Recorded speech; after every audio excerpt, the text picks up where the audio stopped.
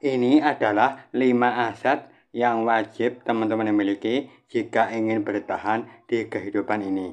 Dan 5 aset ini tidak pernah diajarkan di sekolah.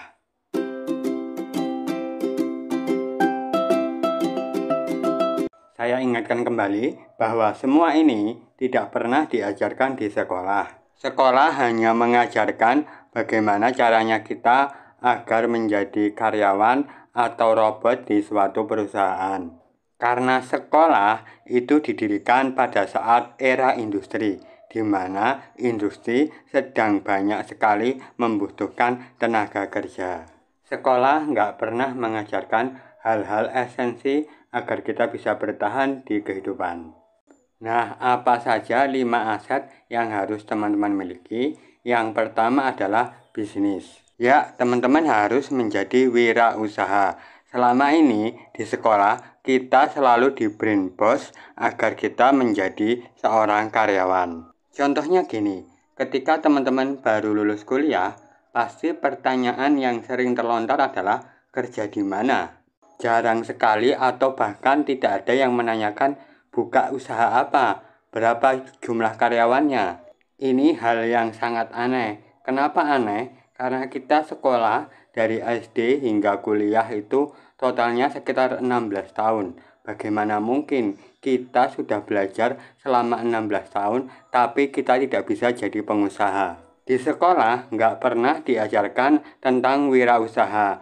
Kalaupun ada yang mengajarkan, misalnya guru atau dosen, pasti mereka belum pernah merasakan suka dukanya menjadi seorang wirausaha. Ilmu tentang wirausaha biasanya diwariskan secara turun-temurun. Jika orang tua kita adalah seorang wirausahawan, biasanya ilmu tentang wirausaha akan diwariskan oleh orang tua kita, bukan dari sekolah. Wirausaha di Indonesia hanya 3,1% dari total seluruh penduduk di Indonesia. Nah, karena persentasenya sangat kecil, maka peluang untuk menjadi wirausaha yang sukses sangatlah besar.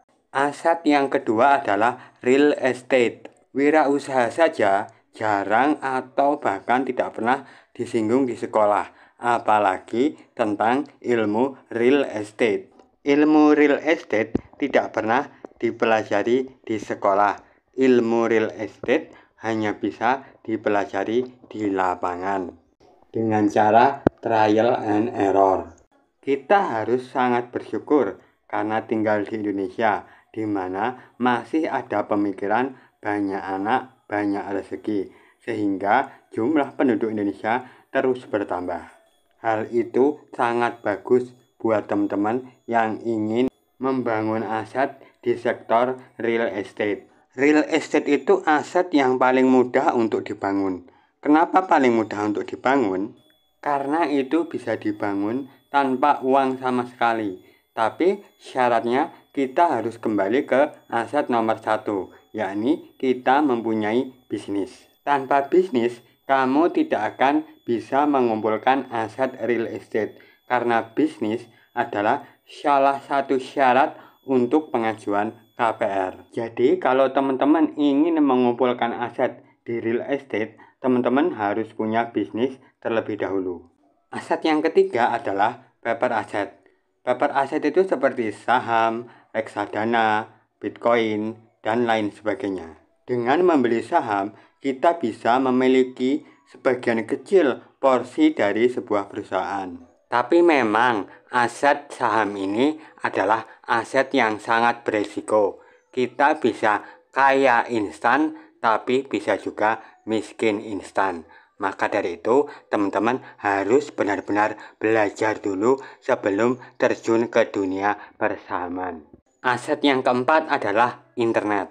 Ya, ini adalah aset yang banyak orang tidak tahu, terutama orang-orang yang lahir di tahun sebelum 90-an.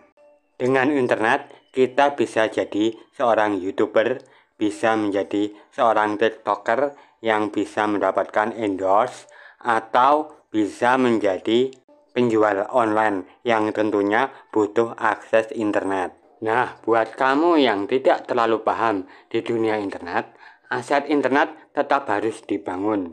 Karena kabar baiknya, buat kamu kaum milenial, kamu bisa membangun mulai dari aset internet. Kamu bisa jadi YouTuber, TikToker, influencer, hanya dengan modal HP. Nah, aset yang terakhir adalah aset yang paling penting, yakni keahlianmu. Keahlian apa yang saya maksud? Keahlian practical intelligence. Ini adalah sebuah skill, tapi skill yang saya maksud bukan skill pendidikan formal, bukan gelar, atau yang diajarkan di sekolah. Practical intelligence adalah kemampuan untuk melihat situasi, menganalisa masalah, dan memutuskan sesuatu berdasarkan situasi. Nah, contoh skill practical intelligence diantaranya teamwork, komunikasi, problem solving, leadership, dan kemampuan mempersuasi orang lain.